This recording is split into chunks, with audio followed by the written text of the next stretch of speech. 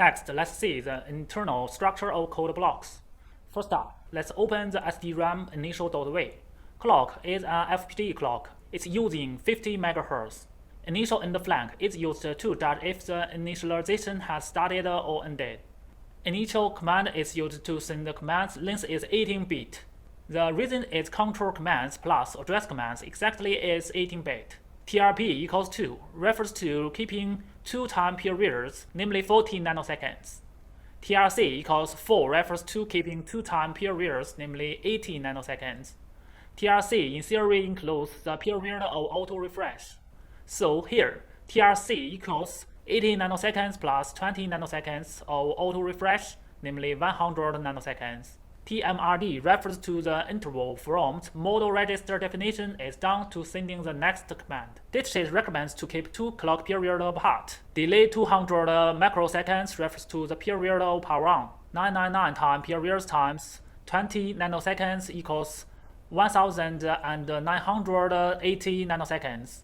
Because we are using non-blocking assignments, the value will be available at the next period.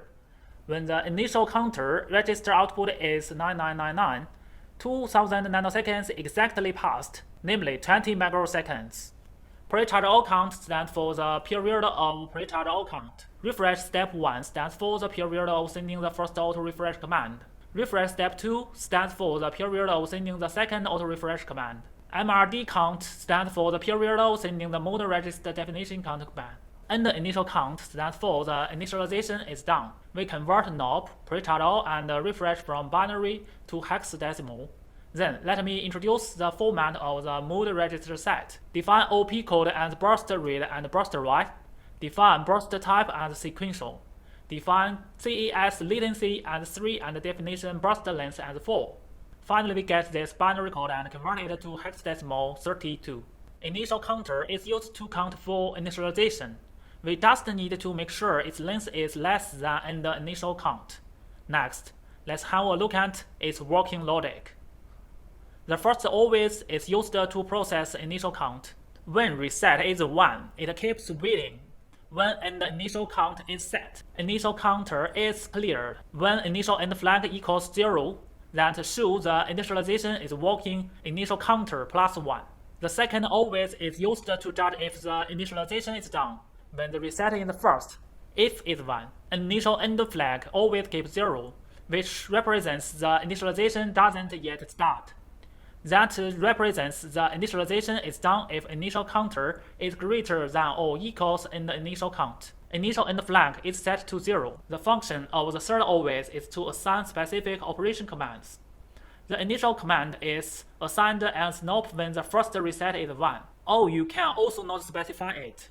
It is assigned as NOP as well. When initial counter is less than 200 microseconds, send a pre-charge all command when initial counter equals pre-charge all count. Send NOP commands when initial counter is greater than pre-charge all count and less than refresh step 1. Send an auto-refresh command when the initial counter is equal to refresh step 1. Send NOP command when it is greater than refresh step 1 and less than refresh step 2. Send an auto-refresh command when the initial counter is equal to refresh step 2. Send NOP commands when initial counter is greater than refresh step 2 and less than MRD count. Send an MR command when it equals MRD count. Finally, keep sending NOP commands. Let's see the code in the SDRAM model plus. Input variables are what we need to use. Because we just need to initialize SDRAM, DQ and DQM will not be useful. We can omit them. Debug information will be printed if this debug variable is set to 1. Next, let's see top SDRAM.way. FPGA clock uses this clock variable. The pin of the board we will use it reset by a low electric level.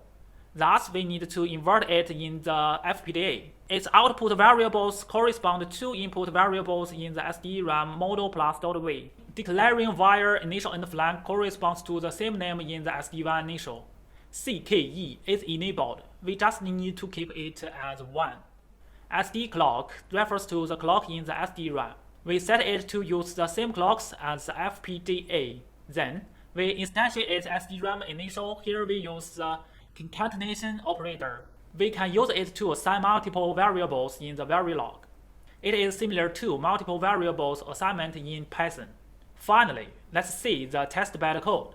In the beginning, sReset is set to 0 to reset SDRAM, then sReset is set to 1, and SDRAM starts working. The first instantiation is top SDRAM. We call SDRAM initial model via top SDRAM. The second instantiation is SDRAM model plus. After we set debug value to 1, we can get debug information from ModelSim. Next, let's import this code into ModelSim. After launching the simulation, we got this oscillogram. Set the initial command variable at 201 nanoseconds. Reset is set to 0 and SDRAM started to initialize. It lasted 200 microseconds to send NOP commands. Initial command is assigned as NOP on the reset state before 200 nanoseconds. Thus, it sends NOP commands as well before power on.